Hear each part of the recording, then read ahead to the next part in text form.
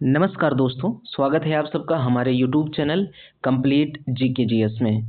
हम लोग घटना चक्र नामक पुस्तक के माध्यम से करंट अफेयर को कवर करने जा रहे हैं और ये करंट अफेयर जो होगा वो इसमें शामिल है 1 जनवरी से लगा करके 30 नवंबर 2024 तक। 1 जनवरी 2024 से 30 नवंबर 2024 तक के करंट अफेयर को कवर करेंगे हम लोग, और वो भी घटना चक्र नामक पुस्तक के माध्यम से। और ये जो करंट अफेयर है 1 जनवरी 2024 से 30 नवंबर 2024 तक लगभग 1 साल का करंट अफेयर है, 1 महीने का बचा हुआ है। तो वो भी दिसंबर का किसी और सोर्स के माध्यम से हम लोग कवर कर लेंगे। तो कम से कम जनवरी 2024 से 1 जनवरी 2024 से 30 नवंबर 2024 तक के करंट अफेयर को हम लोग इस घटना चक्र नामक पुस्तक के माध्यम से कवर करेंगे। इस पूरे घटना चक्र को कवर करने के लिए हमें कई वीडियो का सहारा लेना पड़ेगा। एक वीडियो में ऐसा संभव नहीं है कि हम लोग कर पाएँ, क्योंकि हम लोग लाइन बाय लाइन, अक्षर बाय अक्षर हम लोग कंप्लीट करेंगे। एक-एक अक्षर को हम लोग कंप्लीट करेंगे, जैसे उसमें दिया गया है ठीक उसी प्रकार से, एक भी चीज़ को स्किप करने वाले नहीं हैं। तो इसके लिए हमें कई वीडियो का सहारा लेना पड़ेगा। तो लगभग 1 सप्ताह से 10 दिन के आसपास, 1 सप्ताह कम से कम लग जाएगा, अधिक से अधिक 10 दिन लग जाएगा इस पुस्तक को कवर करने में। तो 1 सप्ताह से 10 दिन के बीच में हम लोग इस पुस्तक को कवर कर लेंगे, एक तरफ से एक तरफ पूरे के पूरे बुक को। तो आज की वीडियो में हम लोग राष्ट्रीय स्तर की समसामयिक घटनाओं पर चर्चा करेंगे, फिर हम लोग आगे बढ़ेंगे अंतर्राष्ट्रीय स्तर की समसामयिक घटनाओं के बारे में पढ़ेंगे। उसके बाद उसी तरह से आगे बढ़ते चलेंगे जिस तरह से ये पुस्तक हम लोगों को आगे ले जाएगा। ठीक है, तो चलिए शुरू करते हैं हम लोग आज के अपने इस वीडियो को। आज के इस वीडियो में जो हम लोगों का पहला मुद्दा है वो ये कह रहा है कि 18वां प्रवासी भारतीय दिवस समागम कहाँ आयोजित किया जाएगा। 18वां प्रवासी भारतीय दिवस समागम कहाँ आयोजित किया जाएगा, तो जगह का नाम है भुवनेश्वर, याद रखना है आपको। भुवनेश्वर में 18वां प्रवासी भारतीय दिवस समागम आयोजित किया जा रहा है, इसको आप याद रखना है। प्रश्न पूछेगा अगर आपसे कि 18वां प्रवासी भारतीय दिवस समागम कहाँ आयोजित किया जाएगा, तो आपको बताना है भुवनेश्वर में। हम लोग बार बार एक ही लाइन को, एक ही इसको पॉइंट को बार बार पढ़ेंगे और घुमा घुमा कर पढ़ेंगे चारों तरफ से, ताकि दिमाग में बैठ जाए। जैसे एक बार हम लोगों ने पढ़ लिया कि 18वां प्रवासी भारतीय दिवस समागम कहाँ आयोजित किया जाएगा, तो हम लोगों ने बात कर लिया भुवनेश्वर में। दोबारा हम लोग पढ़ेंगे तो इससे फ़ायदा होगा, जैसे हम लोग सवाल के रूप में दोबारा पढ़ लेंगे कि अगर आपसे प्रश्न पूछता है कि 18वां प्रवासी भारतीय दिवस समागम कहाँ आयोजित किया जाएगा, तो आपको बताना है भुवनेश्वर में। भुवनेश्वर कहाँ है? ओडिशा में है। तो एक बार जैसे लिखा हुआ है वैसे ही पढ़ देंगे और दोबारा में प्रश्न के रूप में पढ़ेंगे, और उससे जितना अधिक से अधिक प्रश्न बन सकता है वो प्रश्न बनाकर ही हम लोग यहीं पे पढ़ेंगे, तो हमारे दिमाग में क्या रहेगा, ज़्यादा लंबे समय तक बैठा रहेगा। तो इसी से संबंधित एक और पॉइंट दिया गया है कि 18वां प्रवासी भारतीय दिवस कब आयोजित किया जाएगा। ये तो हो गया कि कहाँ आयोजित किया जाएगा। 18वां प्रवासी भारतीय दिवस समागम कहाँ आयोजित किया जाएगा, तो ये तो हो गया भुवनेश्वर में। भुवनेश्वर कहाँ है? ओडिशा में है। लेकिन ये जो आयोजन करना है, ये कब आयोजन करना है, इसका आयोजन कब होगा, तो 8 से लेकर के 10 जनवरी 2025 के मध्य, 8 से लेकर के 10 जनवरी 2025 के बीच में ये आयोजित किया जाएगा। अगर आपसे प्रश्न पूछ ले कि 18वां प्रवासी भारतीय दिवस कब आयोजित किया जाएगा, तो आपको बताना है 8 से लेकर के 10 जनवरी 2025 के बीच में। इससे संबंधित एक और पॉइंट है कि यह कार्यक्रम किसके संयुक्त प्रयास से आयोजित किया जाएगा। यह कार्यक्रम कौन सा? 18वां प्रवासी भारतीय दिवस समागम, मान लीजिए यह कार्यक्रम किसके संयुक्त प्रयास से आयोजित किया जाएगा, तो ये उड़ीसा सरकार के और भारत सरकार द्वारा। तो ये केंद्र सरकार द्वारा और राज्य सरकार द्वारा। राज्य सरकार का मतलब ये आयोजित कहाँ किया जा रहा है? भुवनेश्वर में। भुवनेश्वर कहाँ है? तो ओडिशा में है। तो ओडिशा राज्य सरकार और भारत सरकार के संयुक्त प्रयास से ये कार्यक्रम आयोजित होने वाला है। इससे संबंधित एक और पॉइंट दिया गया है कि 18वें प्रवासी भारतीय दिवस समागम का मुख्य विषय, यानी कि इसका थीम क्या था, तो इसका थीम आपको याद रखना है। थीम से प्रश्न पूछे जा सकते हैं। तो विकसित भारत की संकल्पना में प्रवासी भारतीयों का योगदान इसका थीम रहा है, इसको याद रखना है। विकसित भारत की संकल्पना में प्रवासी भारतीयों का योगदान, एक बार और पढ़ लीजिए, विकसित भारत की संकल्पना में प्रवासी भारतीयों का योगदान। ये 18वें प्रवासी भारतीय दिवस समागम का मुख्य विषय रहा है, मेन थीम रहा है, होगा इसका। ठीक, आगे बढ़ते हैं। अगला मुद्दा क्या है? अगला मुद्दा है कि भारतीय थल सेना, हल्का हल्का दिखाई दे रहा होगा, बहुत धुंधला धुंधला, लेकिन पढ़ दे रहे हैं, आप ध्यान दीजिएगा कि भारतीय थल सेना के चाणक्य रक्षा वार्ता, भारतीय थल सेना के चाणक्य रक्षा वार्ता 2024 कार्यक्रम का आयोजन कहाँ किया गया है? भारतीय थल सेना की चाणक्य रक्षा वार्ता 2024, इस कार्यक्रम का आयोजन कहाँ किया गया है? तो नई दिल्ली में किया गया है इस कार्यक्रम का आयोजन, इसको याद रखना है। कहाँ किया गया है? नई दिल्ली में। अगर ये पूछ ले कि भारतीय थल सेना चाणक्य रक्षा वार्ता 2024 का कार्यक्रम का आयोजन कब किया गया, तो बताना है कि 24 और 25 अक्टूबर 2024 को, 24-25 अक्टूबर 2024 को इसका आयोजन किया गया है। इससे संबंधित अगला पॉइंट है कि भारतीय थल सेना ने किसके सहयोग से इसका आयोजन किया है?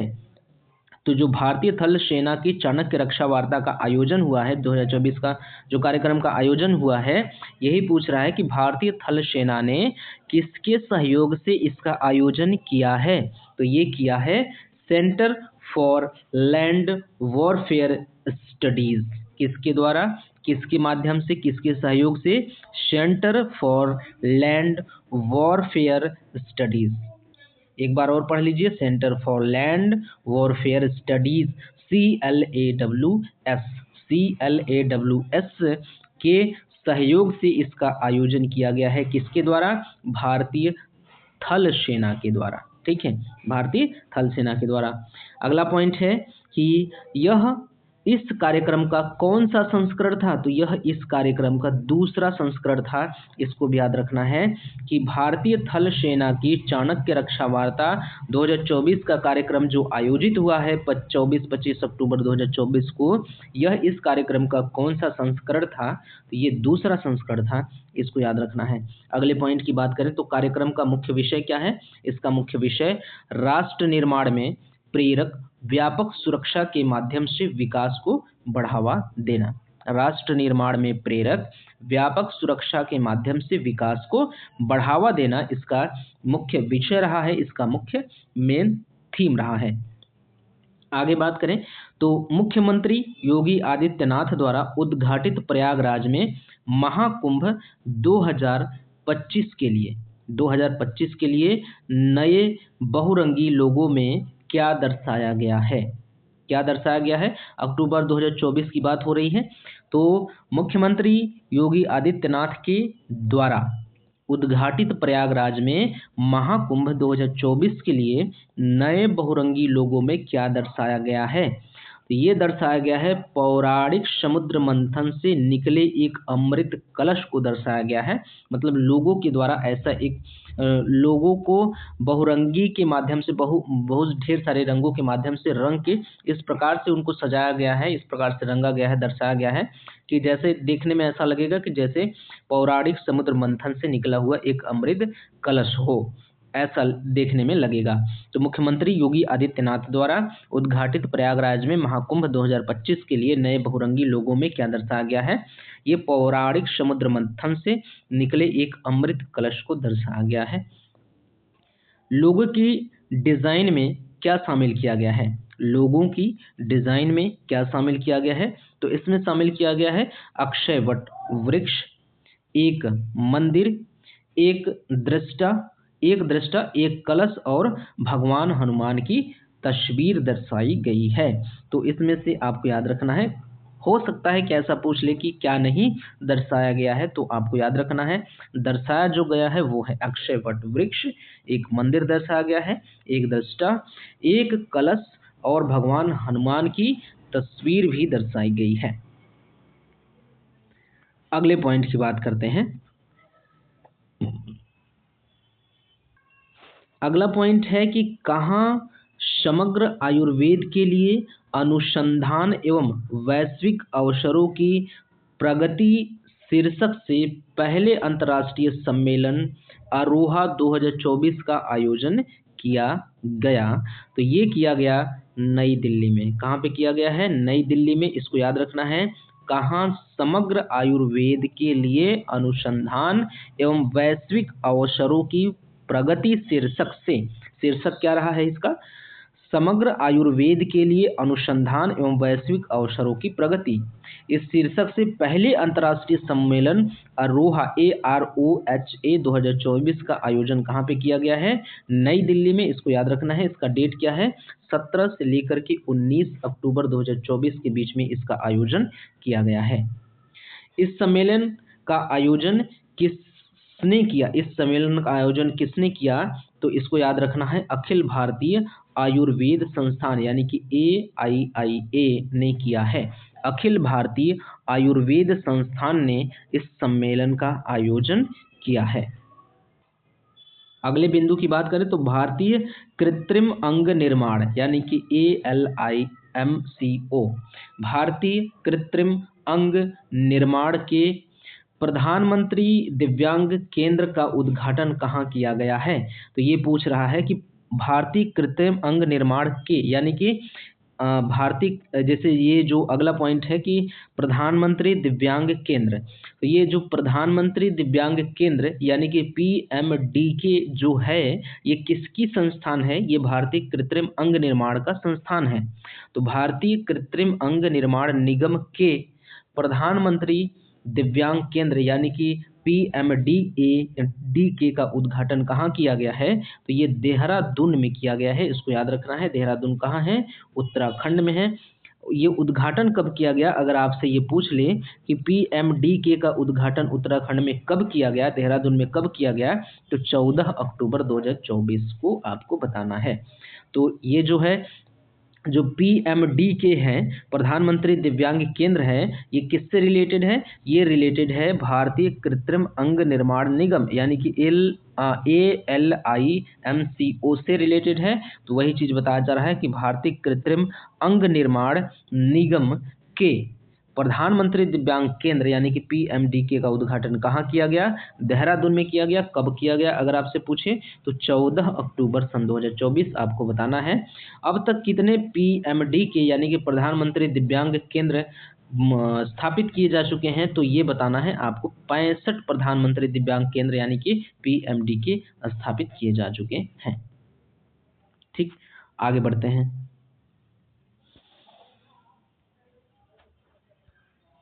अगला पॉइंट है, अगला जो मुद्दा है, अगला जो हम लोगों का मुद्दा है वो ये है कि प्रधानमंत्री नरेंद्र मोदी ने अपनी महाराष्ट्र यात्रा के दौरान महाराष्ट्र के वाशिम में, कहाँ, ये कहाँ पर है? वाशिम महाराष्ट्र में है। तो पूछा जा रहा है कि यहाँ वाशिम में किसका उद्घाटन किया है? तो प्रधानमंत्री नरेंद्र मोदी ने अपनी महाराष्ट्र यात्रा के दौरान महाराष्ट्र के वाशिम में किसका उद्घाटन किया है? तो बंजारा विरासत संग्रहालय का उद्घाटन किया गया है प्रधानमंत्री नरेंद्र मोदी जी के द्वारा। तो प्रधानमंत्री नरेंद्र मोदी जी ने अपनी महाराष्ट्र यात्रा के दौरान महाराष्ट्र के वाशिम में किसका उद्घाटन किया है? तो इस प्रश्न का जवाब देना है बंजारा विरासत संग्रहालय। अगर आपसे पूछे कि प्रधानमंत्री नरेंद्र मोदी ने अपनी महाराष्ट्र यात्रा के दौरान महाराष्ट्र के वाशिम में एक बंजारा विरासत संग्रहालय का उद्घाटन किया है, ये उद्घाटन कब हुआ है? तो इस प्रश्न का जवाब देना है आपको 5 अक्टूबर सन 2024 को। 5 अक्टूबर सन 2024 आपको बताना है। आगे बात करें तो बंजारा विरासत संग्रहालय किस समुदाय की समृद्ध विरासत और आंदोलन को प्रदर्शित करता है? तो सीधी सी बात है, बंजारा समुदाय को। किसको? बंजारा समुदाय को। अगला जो पॉइंट है इसमें क्या है कि थोड़ा सा एडजस्ट करिएगा, जो लाल वाला कलर है वो ठीक से दिख नहीं रहा है, ठीक है।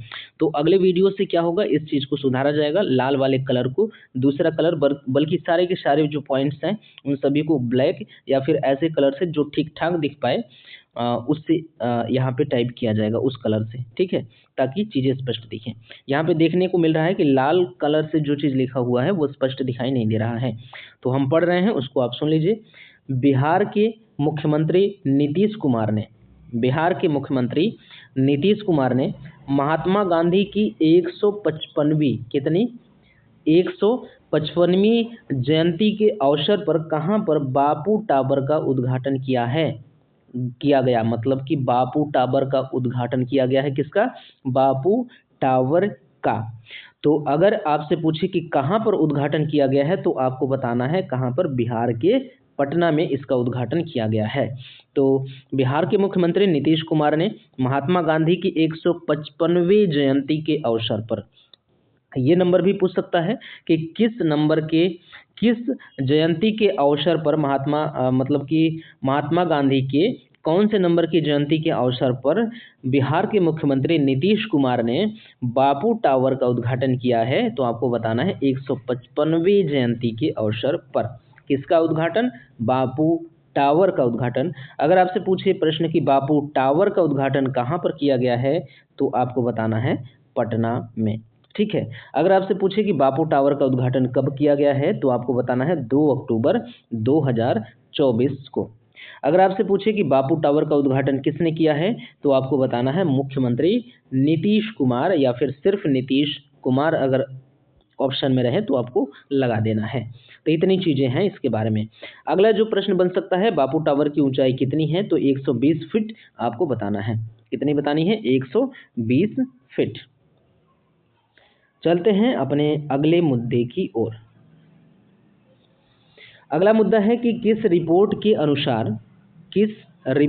अनुसार पिछले दशक के दौरान भारत के शैक्षणिक स्वतंत्रता सूचकांक यानी कि एकेडमिक फ्रीडम इंडेक्स, किस रिपोर्ट के अनुसार पिछले दशक के दौरान भारत के शैक्षणिक स्वतंत्रता सूचकांक यानी कि एकेडमिक फ्रीडम इंडेक्स में गिरावट दर्ज की गई है?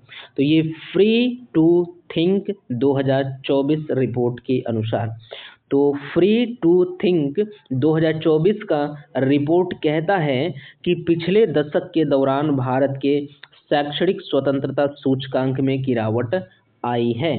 तो ये सूचकांक का, ये जो रिपोर्ट है, इस रिपोर्ट का क्या नाम है? Free to think. ये जारी कब किया गया? ये रिपोर्ट जारी किया गया अक्टूबर 2024 में। कब जारी किया गया?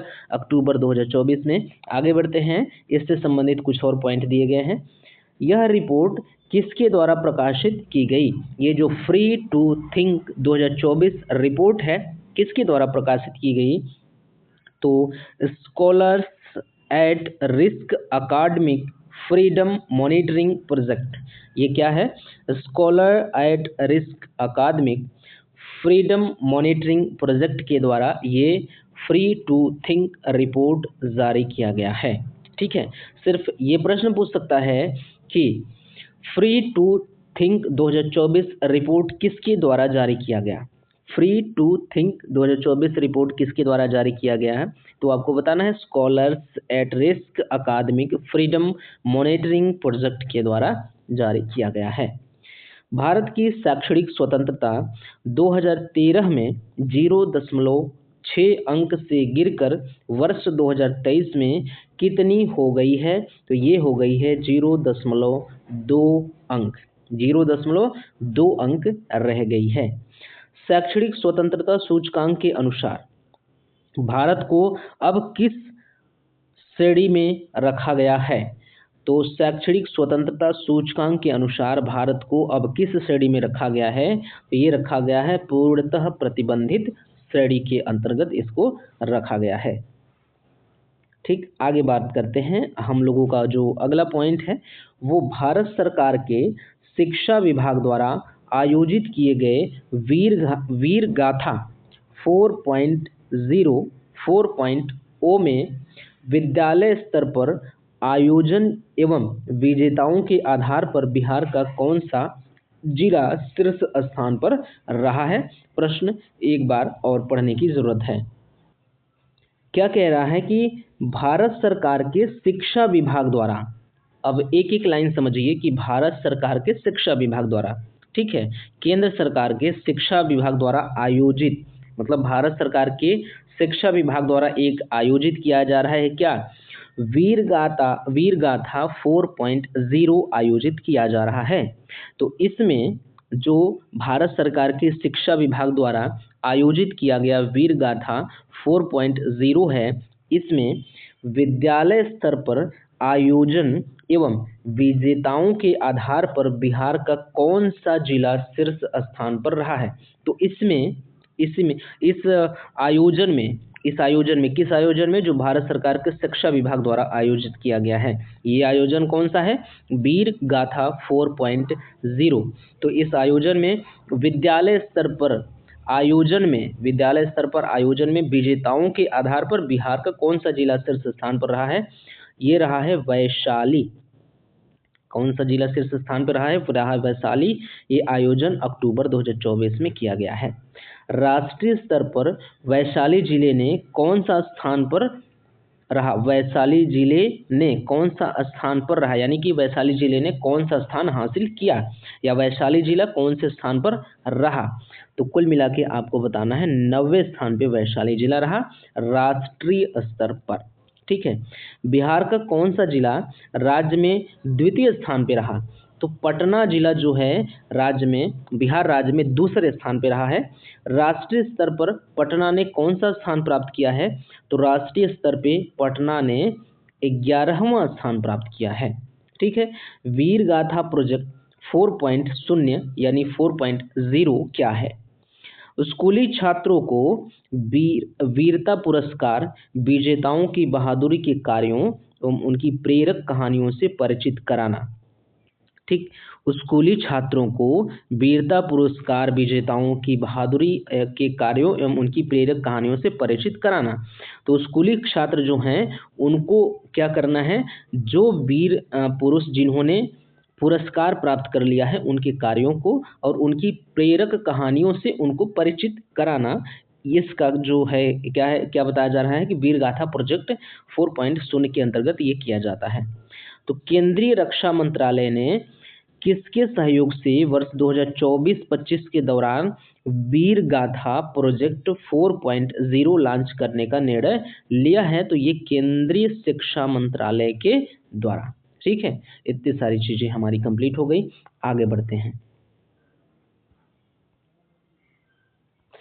अगला पॉइंट क्या है, हम लोगों का अगला मुद्दा क्या है कि किस राज्य ने स्वदेशी गायों की नस्लों को राज्य माता या गो माता का दर्जा दिया है, तो महाराष्ट्र ने। इसको आप याद रखेंगे महत्वपूर्ण तरीके से। अगर आपसे प्रश्न पूछे कि किस राज्य ने स्वदेशी गायों की नस्लों को राज्य माता गो माता का दर्जा दिया है, तो वो महाराष्ट्र ने।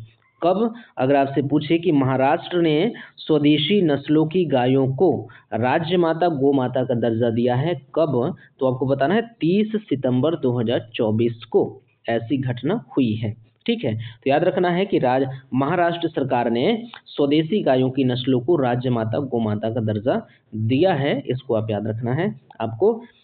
अगला पॉइंट है कि महाराष्ट्र सरकार ने किस हवाई अड्डे के पुनर्नामकरण को मंजूरी प्रदान की है। महाराष्ट्र के बारे में एक चीज और बताया जा रहा है कि महाराष्ट्र सरकार ने किस हवाई अड्डे के पुनर्नामकरण को मंजूरी प्रदान की है, तो पुणे हवाई अड्डे का नाम बदलने वाला है। पुणे हवाई अड्डे का नाम बदल करके जगत गुरु संत तुकाराम महाराज अंतर्राष्ट्रीय हवाई अड्डा किया जाएगा। तो महाराष्ट्र सरकार ने किस हवाई अड्डे के पुनर्नामकरण को मंजूरी प्रदान की है, तो वो की है पुणे हवाई अड्डे के पुनर्नामकरण से संबंधित मंजूरी प्रदान कर दी है। और ये मंजूरी कब जारी की गई, ये जारी की गई 23 सितंबर सन 2024 को। तो महाराष्ट्र सरकार ने पुणे हवाई अड्डे के पुनर्नामकरण को मंजूरी प्रदान कब की है, तो 23 सितंबर सन 2024 को। डेट से रिलेटेड प्रश्न आएगा तो इस तरह से आप इसको सही कर सकते हैं। अगला जो है वो पुणे हवाई अड्डा का नया नाम क्या होगा, हमने बात किया कि सतगुरु संत तुकाराम महाराज हवाई अड्डा अंतर्राष्ट्रीय हवाई अड्डा इसका नाम होने वाला है। तो प्रश्न इस प्रकार से भी पूछ सकता है कि जगत गुरु संत तुकाराम महाराज अंतर्राष्ट्रीय हवाई अड्डा किस हवाई अड्डा का नाम होने वाला है? तो आपको बताना है पुणे हवाई अड्डा का नाम होने वाला है जगत गुरु संत तुकाराम महाराज अंतर्राष्ट्रीय हवाई अड्डा। ठीक, अगले पॉइंट की बात करें तो 6वें राज्य खाद्य सुरक्षा सूचकांक यानी कि स्टेट फूड सेफ्टी इंडेक्स, 6वें राज्य खाद्य सुरक्षा सूचकांक 2023-24 में शीर्ष 4 स्थान प्राप्त करता राज्य या केंद्र शासित प्रदेश कौन कौन से हैं? तो इसमें से है केरल, तमिलनाडु, जम्मू कश्मीर और गुजरात। ये जारी किया गया है सितंबर 2024 का डाटा ये निकल के सामने आ रहा है। सितंबर 2024 का डाटा हमारे सामने आ रहा है कि खाद्य सुरक्षा सूचकांक में 4 स्थान प्राप्त करता जो शीर्ष स्थान पे है, पहले नंबर पे केरल है, दूसरे नंबर पे तमिलनाडु है, तीसरे नंबर पे जम्मू कश्मीर है और चौथे नंबर पे गुजरात है। तो ये खाद्य सुरक्षा सूचकांक 2023-24 में ये शीर्ष 4 स्थान प्राप्त करने वाले राज्य और केंद्र शासित प्रदेश आपके सामने दिए गए हैं। ठीक है, आगे बात करते हैं, अगले पॉइंट की तरफ बढ़ते हैं।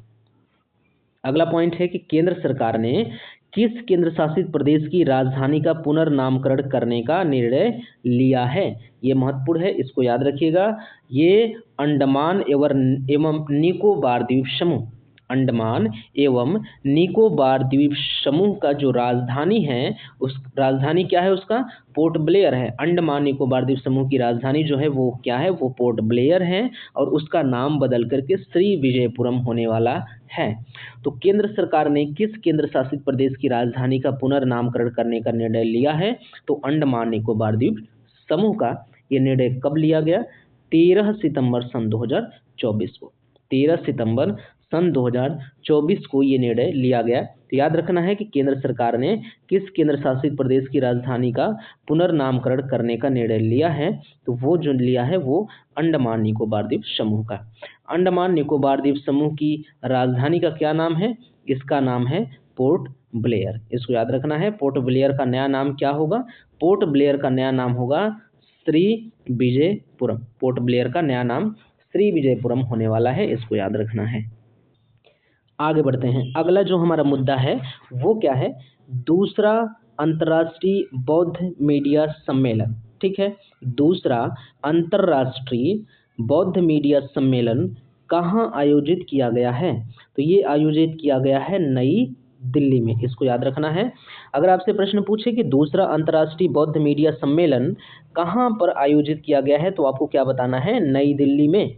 अगर आपसे पूछे कि दूसरा अंतर्राष्ट्रीय बौद्ध मीडिया सम्मेलन कब आयोजित किया गया, तो 11 सितंबर सन 2024 आपको बताना है।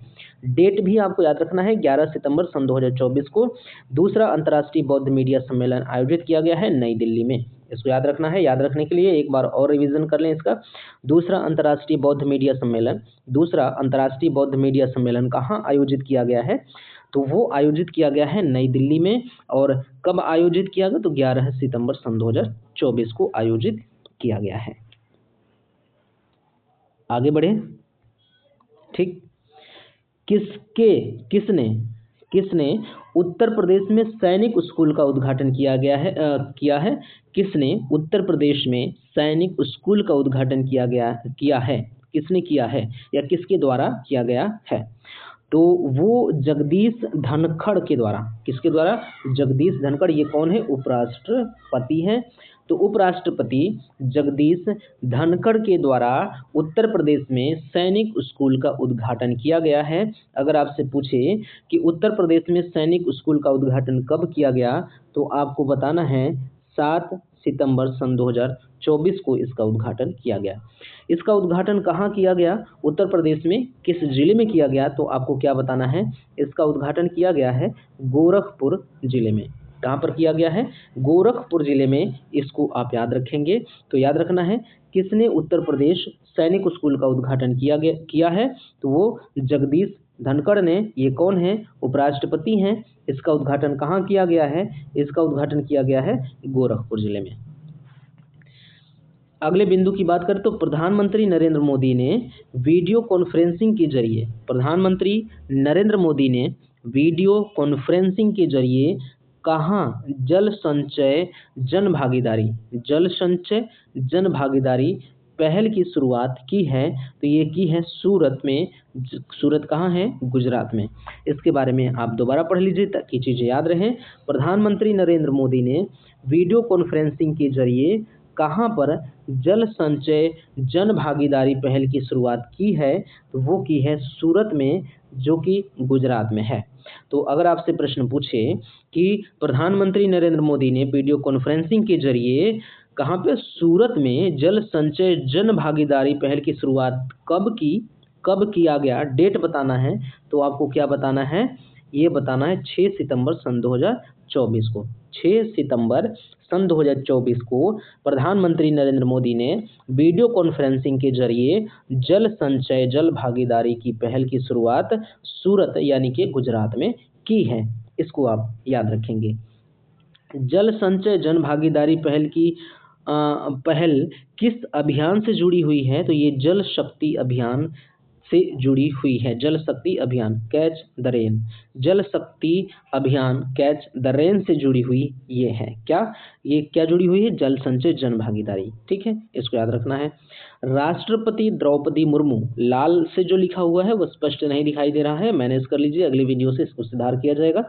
राष्ट्रपति द्रौपदी मुर्मू ने कहाँ विश्व शांति बुद्ध विहार का उद्घाटन किया है? राष्ट्रपति द्रौपदी मुर्मू ने कहाँ पर विश्व शांति बुद्ध विहार का उद्घाटन किया है?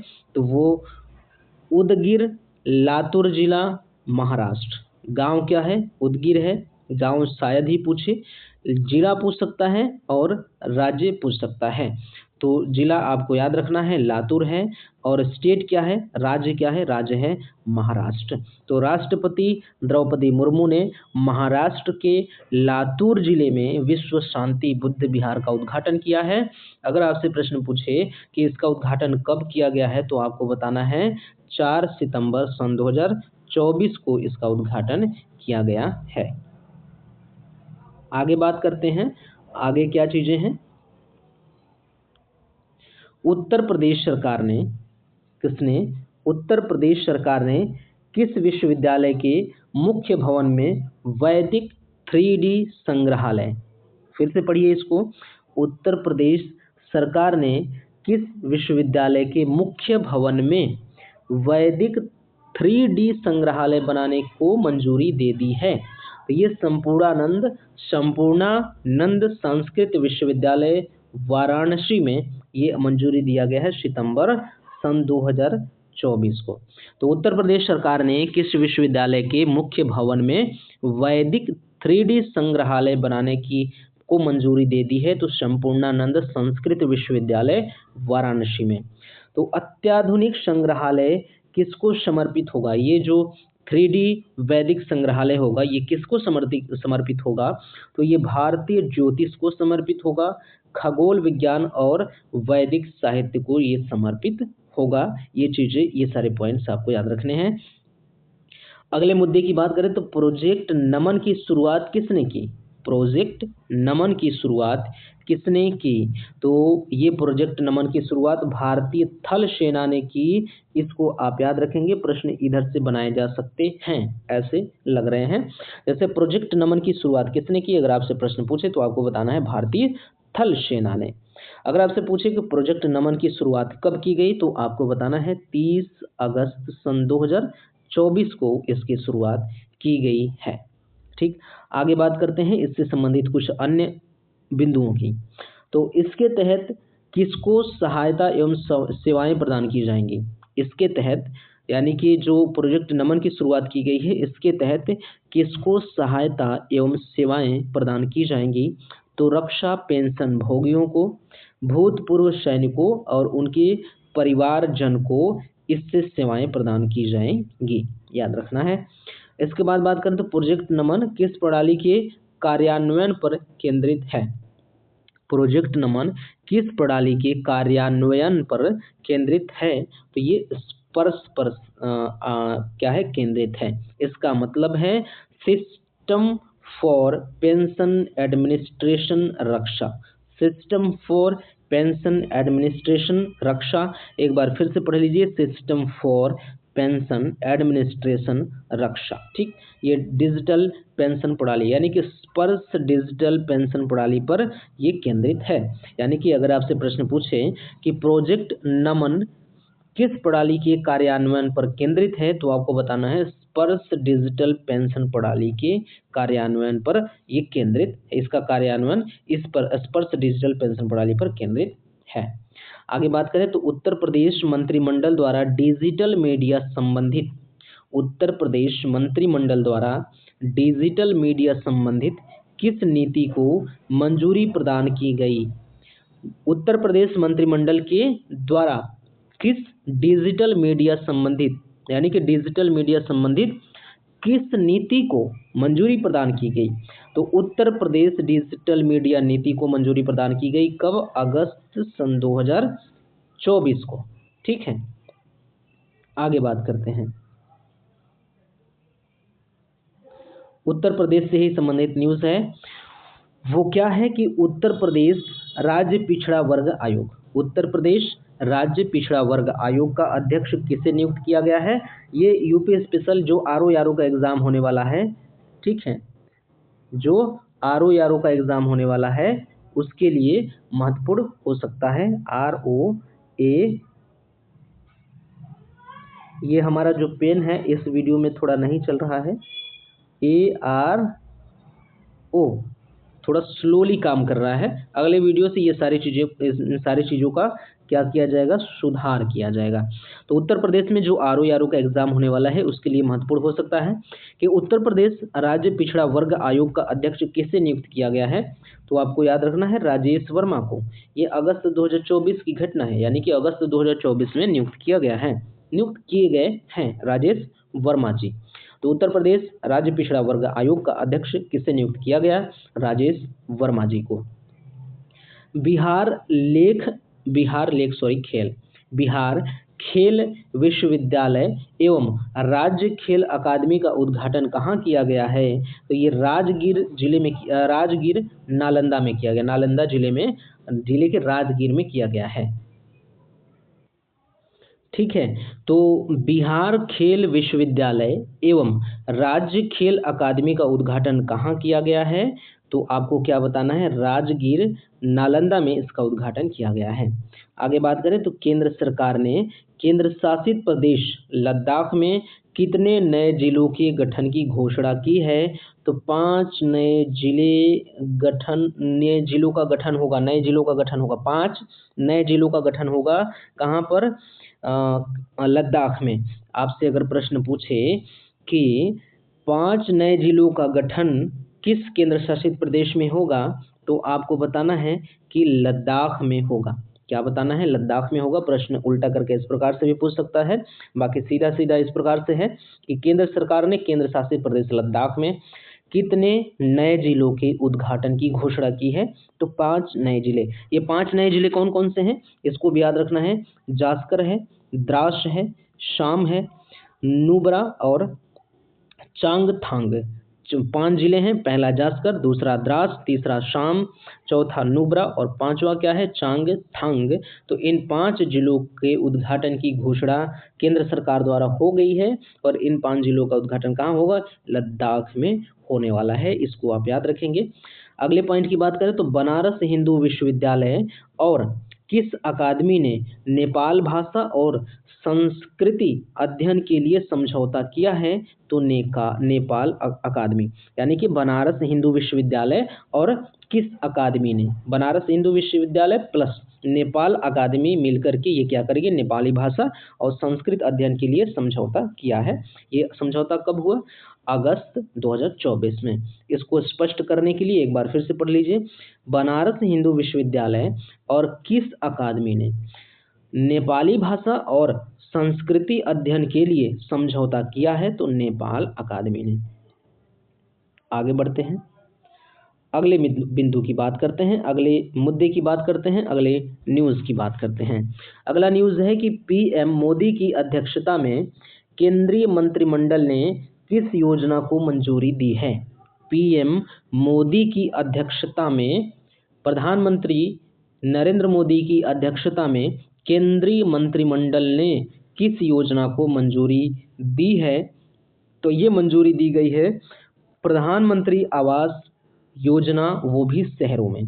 प्रधानमंत्री शहरी आवास योजना 2.0 यानी कि PMAYU 2.0, यू यानी कि अर्बन, ठीक है, यू अर्बन। तो प्रधानमंत्री आवास योजना जो कि शहरों में, या ऐसे कह सकते हैं कि प्रधानमंत्री शहरी आवास योजना 2.0 के 0 को मंजूरी दी है। तो प्रधानमंत्री आवास योजना कब शुरू की गई थी? प्रधानमंत्री शहरी आवास योजना कब शुरू की गई थी? तो जून 2015 में शुरू की गई थी। तो प्रश्न अगर आपसे पूछे कि प्रधानमंत्री शहरी आवास योजना कब शुरू की गई थी, तो जून 2015 आपको टिक लगा के आना है। अगले प्रश्न की बात करें तो राष्ट्रीय महिला आयोजन की अध्यक्षता सुश्री लेखा शर्मा ने किसका उद्घाटन किया है? क्या है? राष्ट्रीय महिला आयोग की अध्यक्ष राष्ट्रीय महिला आयोग की अध्यक्ष सुश्री लेखा शर्मा ने किसका उद्घाटन किया है? तो डिजिटल शक्ति केंद्र का उद्घाटन इन्होंने किया है। तो प्रश्न ऐसे भी पूछ सकता है कि राष्ट्रीय महिला आयोग की अध्यक्ष कौन है? तो आपको बताना है सुश्री लेखा शर्मा। तो सुश्री लेखा शर्मा ने किसका उद्घाटन किया है? डिजिटल शक्ति केंद्र का उद्घाटन किया है। डिजिटल शक्ति केंद्र का उद्देश्य क्या है? तो महिलाओं के खिलाफ साइबर अपराधों के बारे में लोगों में जागरूकता बढ़ाना इसका उद्देश्य है। इसको आप याद रखेंगे, डिजिटल शक्ति केंद्र का उद्देश्य क्या है? डिजिटल शक्ति केंद्र का उद्देश्य ये है कि महिलाओं के खिलाफ जो साइबर अपराध हो रहे हैं उसके बारे में लोगों को जागरूक करना इसका उद्देश्य है, इसको याद रखना है। आपदा जोखिम प्रबंधन के लिए बीमा समाधान को कार्यान्वित करने वाला देश का पहला राज्य कौन सा है? तो वो है नागालैंड। आपदा जोखिम प्रबंधन के लिए बीमा समाधान को कार्यान्वित करने वाला देश का पहला राज्य कौन सा है? नागालैंड है। ये कब हुआ? ये हुआ अगस्त 2024 में। एक बार और पढ़ लीजिए, आपदा जोखिम प्रबंधन के लिए बीमा समाधान को कार्यान्वित करने वाला देश का पहला राज्य कौन सा है? नागालैंड है, याद रखना है। अगले पॉइंट की बात करें, अगले मुद्दे की बात करें, देश में तीन नए आपराधिक कानूनों के सुचारू कार्यान्वयन को सुनिश्चित करने हेतु कौन से 4 ऐप शुरू किए गए हैं? तो ये जो 4 ऐप शुरू किए गए हैं, ई साक्ष्य, न्याय सेतु, न्याय श्रुति और ई समन, 4 ऐप जारी किए गए हैं। ये ऐप कब जारी किए गए? 4 अगस्त सन 2024 को, 4 अगस्त सन 2024 को ये सब लॉन्च किए गए हैं। तो देश में 3 नए आपराधिक कानूनों के सुचारू कार्यान्वयन को सुनिश्चित करने के लिए, मतलब आपराधिक कानून जो हैं, आपराधिक कानूनों को सही ढंग से लागू करने के लिए, सही ढंग से सुचारू करने के लिए, उसको सुनिश्चित करने के लिए क्या किया गया है? 4 ऐप शुरू किए गए हैं। ये ऐप कौन कौन से हैं? ये ऐप हैं ई साक्ष्य, न्याय सेतु, न्याय श्रुति और ई समन। ये 4 ऐप लॉन्च किए गए हैं। ये चारों ऐप लॉन्च कब किए गए? लॉन्च किए गए हैं 4 अगस्त सन 2024 को ये लॉन्च किए गए हैं। आगे बात करें तो उत्तर प्रदेश के गोरखपुर से लेकर पश्चिम बंगाल तक, उत्तर प्रदेश के गोरखपुर से लेकर पश्चिम बंगाल तक 519 किलोमीटर लंबा कौन सा एक्सप्रेसवे बनाया जाएगा? तो ये गोरखपुर सिलीगुड़ी एक्सप्रेसवे बनाया जाएगा। उत्तर प्रदेश के गोरखपुर से लेकर के पश्चिम बंगाल तक ये 519 किलोमीटर लंबा का एक्सप्रेसवे बनाया जा रहा है। इस एक्सप्रेसवे का नाम है गोरखपुर सिलीगुड़ी एक्सप्रेसवे। गोरखपुर सिलीगुड़ी एक्सप्रेसवे किन 3 राज्यों से होकर गुजरेगा? ये महत्वपूर्ण है, इसको याद रखना है कि गोरखपुर सिलीगुड़ी एक्सप्रेसवे किन 3 राज्यों से होकर गुजरेगा? तो उत्तर प्रदेश, बिहार और पश्चिम बंगाल से होकर ये गुजर रहा है। तो इसमें से प्रश्न ये पूछ सकता है कि गोरखपुर सिलीगुड़ी एक्सप्रेसवे किन राज्यों से होकर नहीं गुजरेगा। इसमें से किस राज्य से होकर नहीं गुजरेगा? उत्तर प्रदेश, मध्य प्रदेश, बिहार और पश्चिम बंगाल। तो मध्य प्रदेश सही जवाब होगा, यानी कि इन तीनों में से जो नहीं होगा वो सही जवाब होगा, याद रखना है। भारत की पहली भूतापी विद्युत परियोजना का निर्माण कार्य कहाँ प्रारंभ किया गया? भारत की पहली भूतापीय विद्युत परियोजना का निर्माण कार्य कहाँ प्रारंभ किया गया है? तो आपको बताना है पूगा घाटी, लद्दाख में। जुलाई 2024 में इसको प्रारंभ किया गया। पूगा घाटी ये कहाँ है? लद्दाख में। तो इस प्रकार से भी प्रश्न पूछ सकता है कि पूगा घाटी कहाँ है, तो आपको बताना है लद्दाख में। तो भारत की पहली भूतापीय विद्युत परियोजना का निर्माण कार्य प्रारंभ किया गया है पूगा घाटी, लद्दाख में, जुलाई 2024 से ही। अगले बिंदु की बात करें तो केरल के वायनाड को भारतीय अंतरिक्ष अनुसंधान संगठन द्वारा वर्ष 2023 में तैयार किए गए भारत के भूस्खलन एटलस में कौन सा स्थान दिया गया है? केरल के वायनाड को भारतीय अंतरिक्ष अनुसंधान संगठन के द्वारा वर्ष 2023 में तैयार किए गए भारत के भूस्खलन एटलस में कौन सा स्थान दिया गया है? तो भूस्खलन एटलस में कौन सा स्थान दिया गया है? तो रुद्रप्रयाग का प्रथम स्थान है, जबकि जो केरल का वायनाड है उसका स्थान क्या है? उसका स्थान है 13वां। केरल का जो वायनाड है उसका स्थान 13वां है और रुद्रप्रयाग का प्रथम स्थान है। तो इसमें जो भारतीय अंतरिक्ष अनुसंधान संगठन द्वारा वर्ष 2023 में तैयार किए गए भारत के भूस्खलन एटलस में कौन सा स्थान दिया गया है? केरल के वायनाड को, वो 13वां, और जो रुद्रप्रयाग है उसको प्रथम स्थान दिया गया है। ठीक है, आगे बढ़ते हैं। आगे क्या है कि राष्ट्रीय हिंदी विज्ञान सम्मेलन 2024 कहाँ आयोजित किया गया? राष्ट्रीय हिंदी विज्ञान सम्मेलन 2024 कहाँ आयोजित किया गया? तो आपको क्या बताना है? भोपाल में ये आयोजित किया गया है। तो अगर प्रश्न पूछे आपसे कि राष्ट्रीय हिंदी विज्ञान सम्मेलन 2024 कहाँ आयोजित किया गया, तो आपको बताना है भोपाल। अगर ये प्रश्न पूछ ले कि राष्ट्रीय हिंदी विज्ञान सम्मेलन 2024 का आयोजन कब से कब तक किया गया, तो आपको बताना है 30 से 31 जुलाई 2024 के बीच में। वर्ष 2024 में इसका मुख्य विषय क्या था? तो अमृत काल में राष्ट्रीय वैज्ञानिक चेतना का उन्नयन। तो इसको आपको याद रखना है। अगर आपसे प्रश्न पूछ ले कि राष्ट्रीय हिंदी विज्ञान सम्मेलन 2024 का मुख्य थीम क्या था, इसका मुख्य विषय क्या था, तो आपको क्या बताना है? आपको बताना है अमृत काल में राष्ट्रीय वैज्ञानिक चेतना का उन्नयन। ठीक, आगे बढ़ते हैं।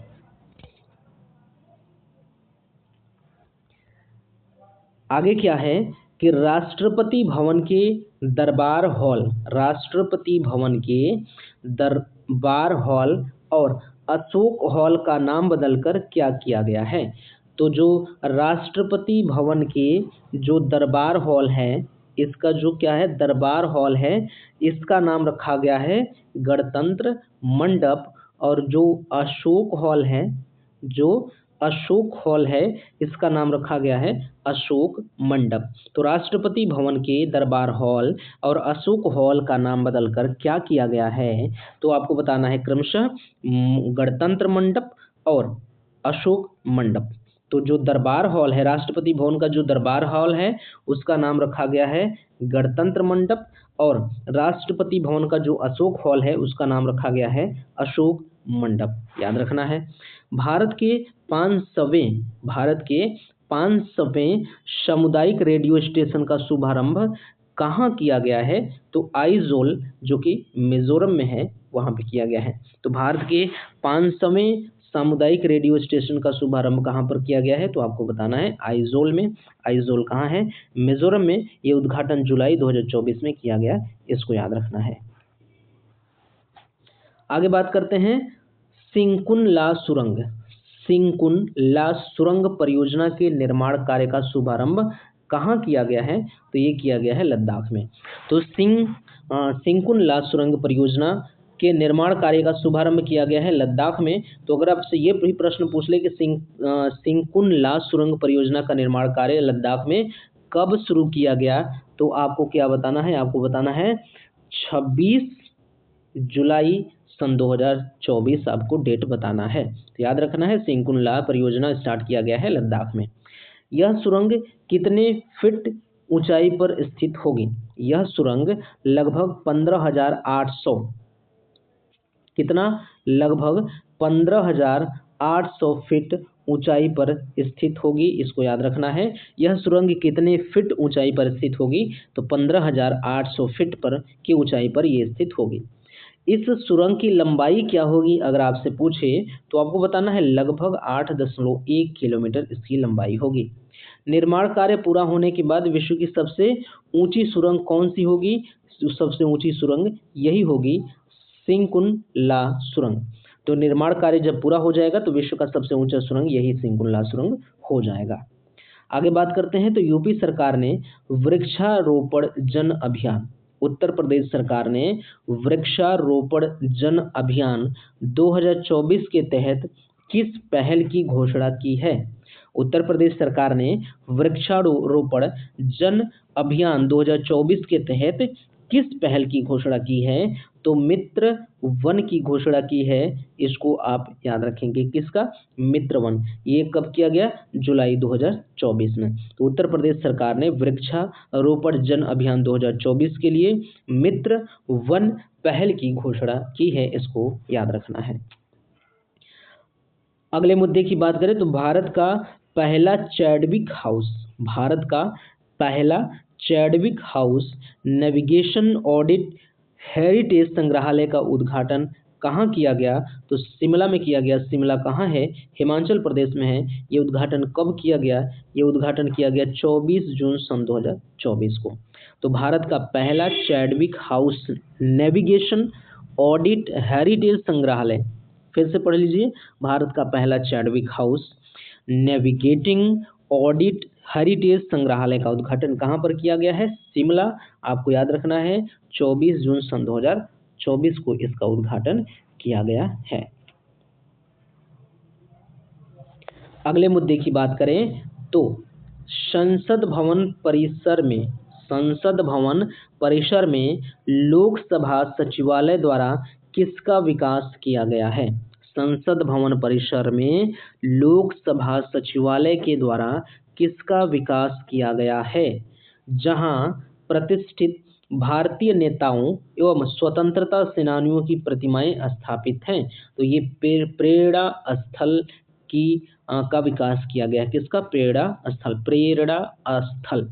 ठीक है।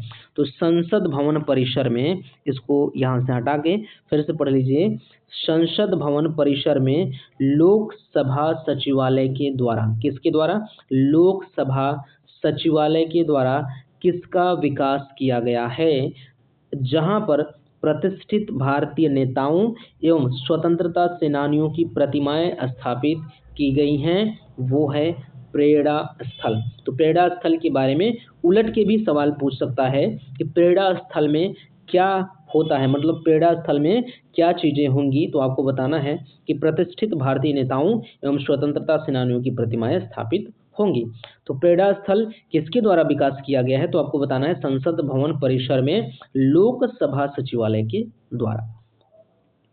अगले मुद्दे की बात कर लें तो केंद्र सरकार द्वारा डाकघर अधिनियम 2023, केंद्र सरकार द्वारा डाकघर अधिनियम 2023 के प्रावधानों को कब लागू किया गया? केंद्र सरकार के द्वारा डाकघर अधिनियम 2024 के प्रावधानों को कब लागू किया गया? तो 18 जून सन 2024 को लागू किया गया। उत्तर प्रदेश मंत्रिमंडल द्वारा उत्तर प्रदेश राज्य विश्वविद्यालय मुरादाबाद का पुनर्नामकरण किए जाने को मंजूरी प्रदान की गई है। तो उत्तर प्रदेश मंत्रिमंडल के द्वारा उत्तर प्रदेश राज्य विश्वविद्यालय मुरादाबाद, इसका पुनर्नामकरण करने को मंजूरी दे दिया गया है उत्तर प्रदेश के मंत्रिमंडल के द्वारा। इस विश्वविद्यालय का नाम क्या होगा? तो इसका जो नया नाम होगा वो होगा गुरु जम्भेश्वर राज्य विश्वविद्यालय मुरादाबाद, इसका नया नाम होगा। अगले मुद्दे की बात करें तो 18वीं लोकसभा का प्रोटेम स्पीकर, 18वीं लोकसभा का प्रोटेम स्पीकर किसे बनाया गया? तो भर्तृहरि महताब को, भर्तृहरि महताब को बनाया गया। कब? जून सन 2024 में। इसको आप याद रखेंगे। आगे बढ़ते हैं।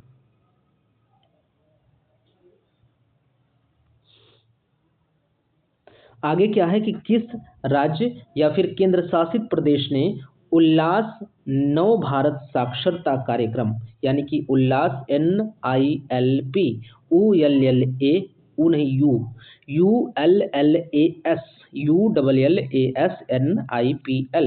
NILP, यानी कि किस राज्य या फिर केंद्र शासित प्रदेश ने उल्लास नव भारत साक्षरता कार्यक्रम के तहत पूर्ण कार्यात्मक साक्षरता हासिल की है? ये बी जो है बीच में गलती से आ गया है, इसको काट दीजिए। तो जो प्रश्न है, जो मुद्दा है वो ये है कि किस राज्य या फिर केंद्र शासित प्रदेश ने उल्लास नव भारत साक्षरता कार्यक्रम के तहत पूर्ण कार्यात्मक साक्षरता हासिल की है? तो वो लद्दाख ने हासिल की है। याद रखना है, किसने? लद्दाख ने। ठीक, लद्दाख ने हासिल की है, इसको याद रखना है। अगले बिंदु की बात करें तो उत्तर प्रदेश में पर्यावरण सुरक्षा के मद्देनजर बायो प्लास्टिक पार्क कहाँ निर्मित किया जाएगा? ये बहुत महत्वपूर्ण है, इसको याद रखिएगा। यूपी स्पेशल के संदर्भ में उत्तर प्रदेश में जो RO ARO की परीक्षाएं होने वाली हैं उसके लिए महत्वपूर्ण साबित हो सकता है। वहां पे इन सब चीजों से प्रश्न देखने को मिल सकता है। तो उत्तर प्रदेश में पर्यावरण सुरक्षा के मद्देनजर बायो प्लास्टिक पार्क कहाँ निर्मित किया जाएगा? तो ये कुंभी गांव, लखीमपुर खीरी में। तो उत्तर प्रदेश में पर्यावरण सुरक्षा को मद्देनजर या पर्यावरण सुरक्षा के मद्देनजर बायो प्लास्टिक पार्क कहाँ निर्मित किया जाएगा? तो प्रश्न का जवाब होगा कुंभी गांव, लखीमपुर खीरी। ठीक है। विश्व का पहला ओम आकार का मंदिर कहाँ निर्मित किया गया है? तो ये किया जा रहा है पाली। ये पाली कहाँ है? राजस्थान में है। तो विश्व का पहला ओम आकार का मंदिर कहाँ पर स्थापित किया जा रहा है? अगर आपसे प्रश्न पूछे तो आपको बताना है राजस्थान के पाली में। अगले मुद्दे की बात करें तो वर्ष 2024 में किस सत्याग्रह के 100 वर्ष पूरे हुए हैं? तो वयकोम सत्याग्रह, इसको या तो फिर वायकोम सत्याग्रह कहा जाता है।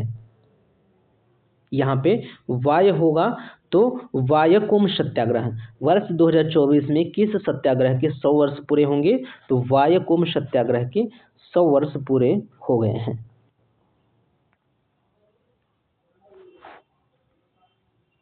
आगे बात करें तो बरेठी और ऊर्जा परियोजना, बरेठी और ऊर्जा परियोजना की आधारशिला कहाँ रखी गई है? और नहीं सौर है। बरेठी सौर ऊर्जा परियोजना, बरेठी सौर ऊर्जा परियोजना जिसकी क्षमता कितना है? 630 मेगावाट, 630 मेगावाट। तो बरेठी सौर ऊर्जा परियोजना की आधारशिला कहाँ रखी गई है? तो छतरपुर मध्य प्रदेश में रखी गई है। याद रखना है, अगर प्रश्न पूछे कि बरेठी सौर ऊर्जा परियोजना की आधारशिला कब रखी गई तो आपको बताना है 10 मार्च। कब बताना है? 10 मार्च सन 2024। तो याद रखना है बरेठी सौर ऊर्जा परियोजना जो कि 630 मेगावाट की क्षमता वाली सौर ऊर्जा परियोजना है, इसकी आधारशिला छतरपुर यानी छतरपुर मध्य प्रदेश में रखी गई है। भारत की पहली बैटरी ऊर्जा भंडारण गीगा फैक्ट्री कहाँ स्थापित करने की घोषणा की गई है? भारत की पहली बैटरी ऊर्जा भंडारण गीगा फैक्ट्री, भारत की पहली बैटरी ऊर्जा भंडारण गीगा फैक्ट्री कहाँ स्थापित करने की घोषणा की गई है? तो जम्मू और कश्मीर में। इसको याद रखना है, ये घोषणा की गई मार्च 2024 में। तो भारत की, अगर आपसे प्रश्न पूछे कि भारत की पहली बैटरी ऊर्जा भंडारण गीगा फैक्ट्री कहाँ स्थापित करने की घोषणा की गई है तो आपको बताना है जम्मू और कश्मीर में। किस राज्य की पुलिस ने digital platform Trinetra app 2.0 launch किया है? तो उत्तर प्रदेश सरकार की पुलिस ने, उत्तर प्रदेश पुलिस ने। तो किस राज्य की पुलिस ने digital platform Trinetra app 2.0 launch किया है? तो उत्तर प्रदेश पुलिस ने। याद रखना है। या फिर प्रश्न पूछ सकता है कि मार्च 2024 में उत्तर प्रदेश पुलिस ने किस डिजिटल प्लेटफॉर्म को लॉन्च किया? तो आपको बताना है त्रिनेत्र ऐप को लॉन्च किया है। तो उत्तर प्रदेश के किसी भी परीक्षा में इस तरह से प्रश्न बन सकते हैं। आगे बात करते हैं, तो भारत की पहली पानी के नीचे चलने वाली मेट्रो रेल सेवा का उद्घाटन कहाँ किया गया है? तो आपको बताना है कोलकाता में इसका उद्घाटन किया गया है। तो भारत की पहली पानी के नीचे चलने वाली मेट्रो रेल सेवा का उद्घाटन कहाँ किया गया है? तो कोलकाता में किया गया है। तो इसका उद्घाटन कब किया गया, अगर आपसे प्रश्न पूछे तो आपको बताना है 6 मार्च सन 2024 को इसका उद्घाटन किया गया है। आगे बात करें, तो 5 करोड़ आयुष्मान कार्ड जारी करने वाला देश का पहला राज्य कौन बन गया है? तो उत्तर प्रदेश देश का पहला ऐसा राज्य बन गया है जिसने 5 करोड़ आयुष्मान कार्ड जारी किया है। तो 5 करोड़ आयुष्मान कार्ड जारी करने वाला देश का पहला राज्य कौन सा बन गया है? उत्तर प्रदेश। ये डाटा मार्च 2024 की है। धीरे धीरे और भी जारी करते करते और बढ़ जाएगा। रक्षा प्रौद्योगिकी में नवाचारों को प्रोत्साहन देने हेतु किस योजना को हटा दीजिए यहाँ से, तो अब समझ में आएगा। रक्षा प्रौद्योगिकी में नवाचारों को प्रोत्साहन देने हेतु किस योजना को शुरू किया गया है? तो ये जो योजना है इसका नाम है अदिति योजना। तो रक्षा प्रौद्योगिकी में नवाचारों को प्रोत्साहन देने हेतु जिस योजना को शुरू किया गया उस योजना का नाम है अदिति योजना, ADITI योजना। इसको याद रखना है। तो अगर डेट पूछे कि ये कब शुरू किया गया तो 4 मार्च 2024 को ये योजना शुरू की गई। तो ये आपसे प्रश्न पूछ सकता है कि अदिति योजना कब शुरू की गई, तो आपको बता देना है 4 मार्च 2024 में। अगर ये पूछ ले कि अदिति योजना क्यों शुरू की गई तो आपको बताना है कि रक्षा प्रौद्योगिकी में नवाचारों को प्रोत्साहन देने हेतु ये योजना शुरू की गई है। ठीक है, तो इस प्रकार से आपके सामने प्रश्न मिल सकते हैं। आज की जो क्लास है वो सिर्फ कितने घंटे की है? सिर्फ 1 घंटे की है। और एक एक घंटे का क्लास लेने से हम लोगों का जो घटना चक्र का करंट अफेयर का बुक है, जो वार्षिक करंट अफेयर का बुक है, वो सीधी सी बात है कंप्लीट नहीं होगा। तो ये जो आज का वीडियो है, सिर्फ आज का वीडियो 1 घंटे का है। सिर्फ आज का वीडियो जो है वही 1 घंटे का है। बाकी के वीडियो जो हैं वो लगभग 2-3 घंटे 4 घंटे की वीडियोस हो सकते हैं आने वाले वीडियो, ताकि 1 हफ्ते से लेकर के 10 दिन के बीच में ये सारे के सारे चीज़ों को कवर कर लिया जा सके। तो आज का वीडियो सिर्फ यहीं तक, 1 घंटे तक ही। मिलते हैं अगले वीडियो में, तब तक के लिए धन्यवाद। Thank you very much.